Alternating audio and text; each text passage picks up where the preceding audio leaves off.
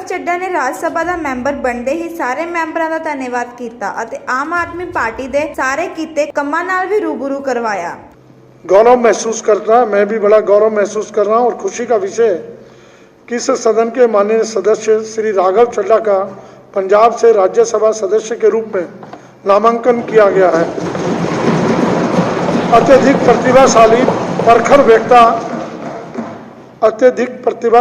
प्रखर वक्ता, मेहनती, ज्ञानवान और युवाओं के लिए प्रेरणा स्रोत श्री राघव चड्ढा ने अपने अब तक के अल्प राजनीतिक जीवन में कई रिकॉर्ड कायम किए हैं। दिल्ली विश्वविद्यालय से स्नातक श्री चड्ढा चार्टर्ड अकाउंटेंट रहे हैं और उन्होंने लंदन स्कूल ऑफ इकोनॉमिक्स से उच्च शिक्षा प्राप्त की है। राज्यसभा सदस्य चुने जाने के साथ ही श्री राघव चड्ढा नया इतिहास रचेंगे और इस समय सबसे कम उम्र की निर्वाचित राज्यसभा के सांसद बनेंगे। वर्ष 2020 में ये 31 वर्ष की आयु में दिल्ली विधानसभा के राजेंद्र नगर क्षेत्र से सदस्य चुने गए। दिल्ली जल बोर्ड के उपाध्यक्ष के रूप में उन्होंने दिल्ली की पेयजल व्यवस्था को सुधारने के लिए बहुत ज़्यादा मेहनत की। विधायक के रूप में अपने 2 वर्ष के छोटे से कार्यकाल के दौरान श्री चड्ढा जी ने सक्रियतापूर्वक कार्य किया। उन्होंने सदन की बैठकों में जोरदार तरीके से कुशलतापूर्वक जनहित से जुड़े मुद्दों को उठाया। ये शांति एवं सद्भाव समिति तथा याचिका समिति के सभापति रहे और प्राक्कलन समिति, आचरण समिति, कार्य मंत्रणा समिति और सदस्यों के वेतन एवं भत्तों संबंधी समिति के सदस्य रहे। शांति एवं सद्भाव समिति के सभापति रहते हुए उन्होंने 2020 के दिल्ली दंगों में सोशल मीडिया की नकारात्मक भूमिका को देखते हुए फेसबुक के सीईओ को विधानसभा में तलब कर लिया था और इसकी गूंज अंतर्राष्ट्रीय स्तर पर सुनाई दी थी।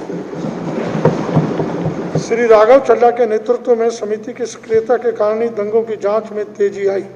समितियों की बैठक में श्री चड्ढा ने सभी विचारार्थ विषयों पर गंभीरतापूर्वक कार्य किया और विधायिका के प्रति कार्यपालिका की जवाबदेही सुनिश्चित करने के लिए हमेशा कृत संकल्प रहे। मैं अपनी ओर से तथा पूरे सदन की ओर से राज्यसभा सदस्य नामांकित होने पर श्री राघव चड्ढा को हार्दिक बधाई देता हूं और उनके भावी राजनीतिक जीवन के लिए हार्दिक शुभकामनाएं देता हूं कि ये नई ऊंचाइयां प्राप्त करें और अपनी प्रतिभा तथा कौशल से देश की जनता की सेवा करते रहें। श्री राघव चड्ढा ने मुझे बताया कि वे आज सदन की सदस्यता से त्यागपत्र देंगे। दिल्ली विधानसभा में उनकी कमी हमेशा खलती रहेगी और मैं श्री राघव चड्ढा जी से अनुरोध करूंगा कि वे अपने विचार रखें। हाँ, अभी दे देंगे भाई साहब, दे देंगे। आपसे लूंगा बधाई। बहुत बहुत शुक्रिया अध्यक्ष महोदय कि आज आपने मुझे बोलने का मौका दिया। मैं ये नहीं कहूँगा कि आखिरी बार मौका दिया, लेकिन इस सदन के इस कार्यकाल जो हमारा 5 इयर्स का टेन्योर है, इसमें आपने अवश्य मुझे आखिरी बार बात रखने का मौका दिया। करीब करीब 2-2.25 साल पहले अरविंद केजरीवाल जी ने इन युवा कंधों पे एक जिम्मेदारी डाली थी इलेक्शन लड़ने की। मैंने अपनी विधानसभा में, राजेंद्र नगर विधानसभा में, हर गली, हर मोहल्ले, हर कूचे, हर जगह जाकर वहाँ पे लोगों से वोट लिया और उनका आशीर्वाद प्राप्त किया। और करीब करीब 2-2.25 साल में मुझे बताते हुए खुशी है कि केजरीवाल सरकार ने और मैंने बतौर विधायक अपने क्षेत्र में बहुत काम किए। सड़क से लेकर पानी तक, सीवर की लाइन डालने से लेकर बुजुर्गों की पेंशन तक, जितना संभव था, जितना मैं कर सकता था, जितनी मेहनत मैं इस शरीर से कर सकता था, मैंने करने की पूरी कोशिश करी। और मुझे बताते हुए खुशी है कि चाहे वो कोरोना महामारी के दौरान राजेंद्र नगर विधानसभा की हेल्पलाइन हो या फिर पानी की लाइन पहुंचाने तक का काम हो, ऐसे काम केजरीवाल सरकार ने इस विधानसभा में करके दिखाए कि हमारे विधानसभा के सभी नागरिक, सभी मतदाता, सभी बड़े बुजुर्ग आज अरविंद केजरीवाल जी, आम आदमी पार्टी के शुक्रगुजार हैं। और मैं आज इस विधानसभा से अपने क्षेत्र के लोगों को ये आश्वासन देना चाहता हूं, आश्वस्त करना चाहता हूं कि सदन जरूर बदलेगा, लेकिन सेवा चलती रहेगी, संघर्ष चलता रहेगा। और मैं सदैव जो मान सम्मान मेरे क्षेत्र के लोगों ने अपने इस बच्चे पे, अपने इस बेटे के कंधों पे, छोटे भाई के कंधों पे डाला था, उस मान सम्मान जो मुझ पे बख्शा था, उसकी कद्र मैं सदैव करूंगा और कभी भी उनकी सेवा, उनके काम से पीछे नहीं हटूंगा। बड़े बुजुर्गों ने अध्यक्ष जी सिखाया है कि जो शख्स या जो लोग आपका उस समय साथ देते हैं जिस समय आपको मदद की आवश्यकता होती है, उनका साथ कभी नहीं छोड़ना चाहिए, चाहे मर जाओ चाहे मिट जाओ।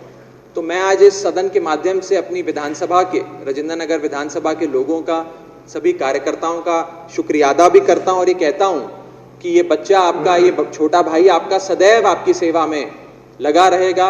जैसा कि मैंने कहा, सदन जरूर बदलेगा लेकिन सेवा नहीं बदलेगी, संघर्ष नहीं बदलेगा।